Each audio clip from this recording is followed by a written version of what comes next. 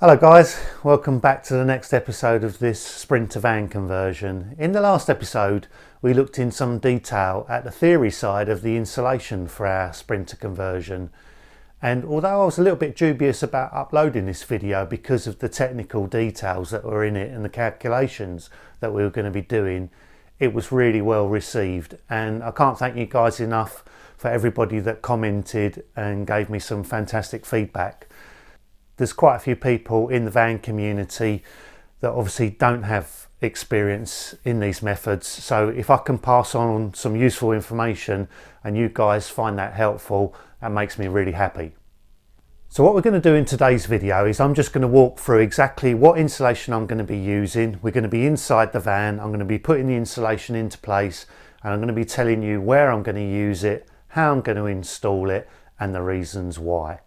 So it's a bit cold today, you can probably see there's a little bit of vapour in my breath. So let's jump into the van and let's get cracking. This insulation is made from recycled materials and it's a lot more friendly to use than your standard fiberglass insulation. Where we're going to be using this is on these pockets at the bottom of the van that are very deep, and you can see I get my hand inside here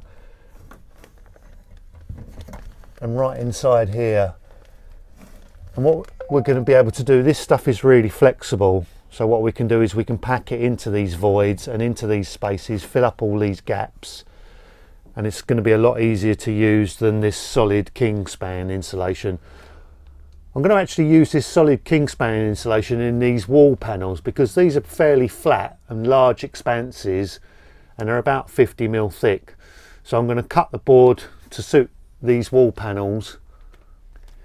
And then the Earthwool we're also going to use in these top voids. You can see here what I've done is I've cut this to the shape of these pockets, and I've also filled all of these voids, and I've made sure that it's full right to the edges. I've really tucked it in there so there's no gaps, and it's full right down to the bottom, and it's also full right the way up to the top here. And these voids, as you can see, they're full right up to the top. I've packed this stuff right in there, but it's still nice and billowy, you know, it's still got all the air pockets, so when we come to board over that, that's going to give us a great deal of insulation in our van.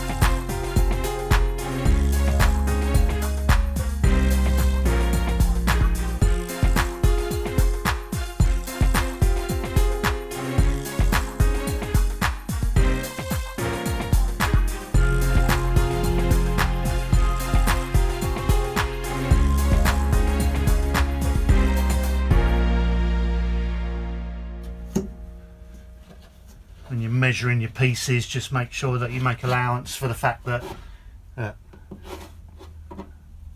goes back that far.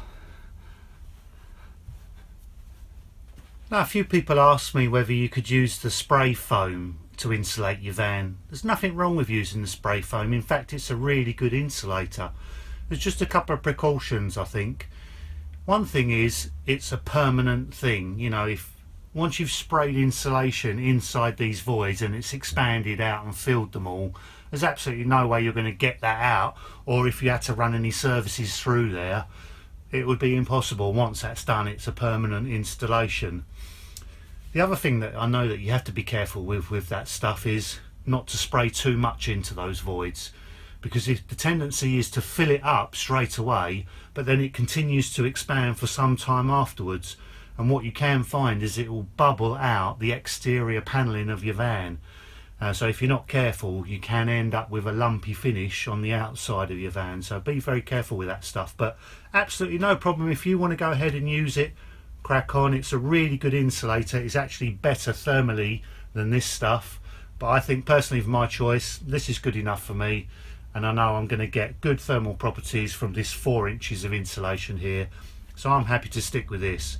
And then in future, if I do want to change things in my van, I can take the panels off, run some new cables or do other stuff, and I haven't really got to worry about the mess that it's going to make in that permanent installation that I just can't go back on. And lastly, what we'll do is we'll come along with this Reflectix and we'll roll out a complete cover for this. I'll foil tape all the bottom edge. I'll cut round to the shape of the window, and I'll also foil tape this top edge. And this will be one continuous vapour barrier. This will seal the whole of this panel in.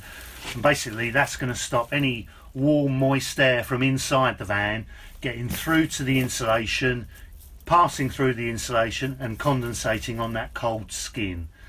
So this is purely just going to act as a vapour barrier. I'm not using this as an insulation. We're just going to make sure that all of the edges are sealed really well with foil tape, because the foil tape will also act as a vapour barrier. Aluminium foil is by far the best thing that you can use. It's totally impervious to water. Polythene is another good vapour barrier, but it's very, very slightly permeable. So you can use it. I personally am going to use this. I think this is also going to give me a very slight little bit of you know, a break in that thermal bridge between the metal and my inside ply panel. This is obviously going to make sure that the ply paneling that I put on here is not in direct contact with the metal of the van. So it's going to give me a very small air gap as well, which is the properties that I'm going to use as well for this. I cut myself a bit of the Kingspan Thermaboard to go in this section of ceiling. I've had to be a little bit creative with the carving here, as you can see, but this section is going to go in the roof up here next to the fan.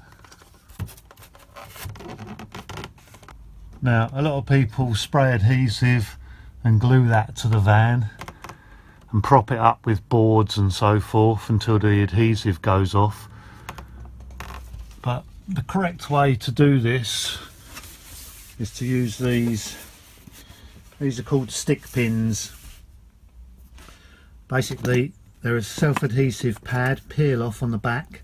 They stick like glue, and then you basically drive your insulation through that spike, and then one of these little captive plates, push on the spike afterwards, bend the spike over, foil tape, and that will secure that.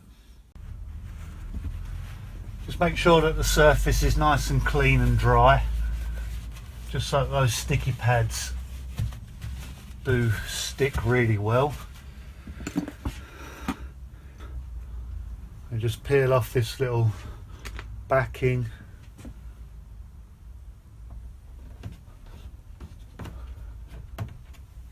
And believe me, these really do stick. There's no way these are going to come off. We're obviously going to panel the inside of this van.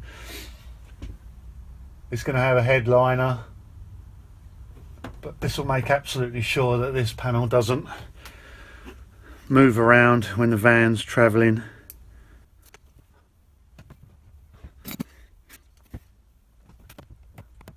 There we go, there's the stick pins. So now you just have to place the insulation onto the spikes. Make sure that we get it in the right place, of course.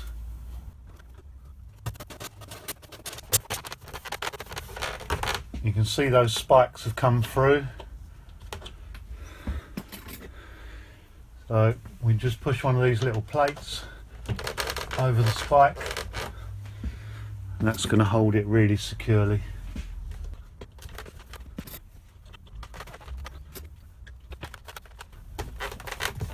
There we go, there's absolutely no way that is coming down. That's nice and solid, no rattles. And then all we'll do, we'll come along and we'll just bend these spikes over and put some silver foil tape over them. It's a little tip for how to shape this Celotex. Just nip into the kitchen and borrow one of these.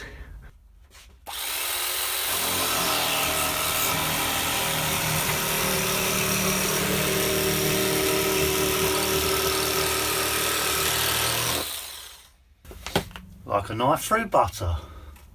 Okay, we'll do this side. I've already cut the panel to suit where it's going to go here. Just make sure this side's nice and dry and free of any dirt.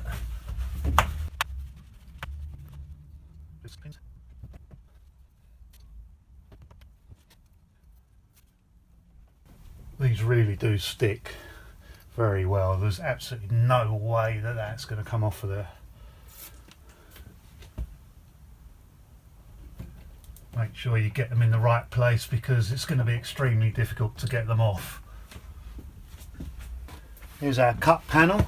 We've obviously had to shave a few shapes in here just for these cables.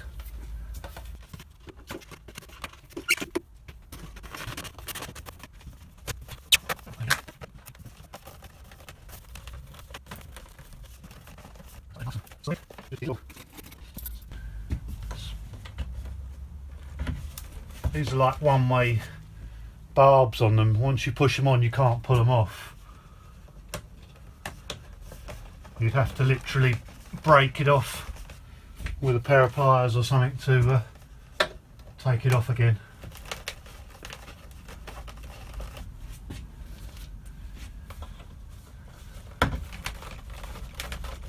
There we go. And then just get the little hammer. These are very soft, these pins.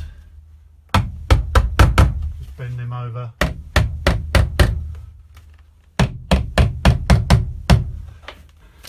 And lastly, just a little bit of foil tape just to maintain that vapour barrier.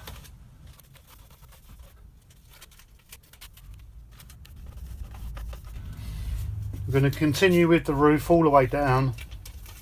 We're going to use exactly the same method on the large wall panels of the van. And then once we've got all of that in place, I'm going to wrap the entire inside of the van with Reflectix. And you'll see once it's done, the entire internal surface of the van will be one continuous sheet of aluminium foil. There's no way any moisture is going to get out onto the skin of the van. Yeah, we'll just carry on like that. Nice and secure. There's no way that's going to fall down. So there we go. We've got quite a bit of the insulation in the van already now. There's one or two little bits that I need to leave out because I've got some water pipes and some control cables still to pull in. So I'm not going to completely wrap up the van just yet internally until I've got all of those services finally tucked away.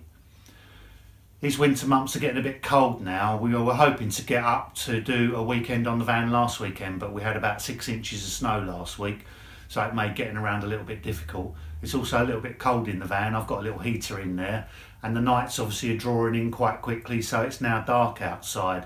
But we'll soldier on. I've got some time off over the Christmas break in between Christmas and New Year, hoping to get quite a few days on the van during that period.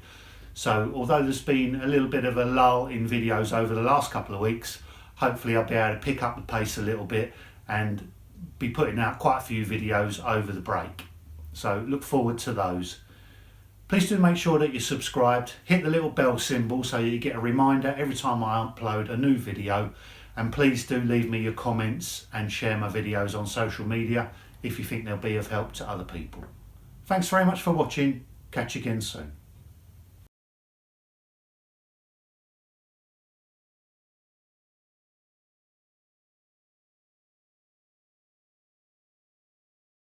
And don't forget to put that carving knife back before she needs it for the turkey.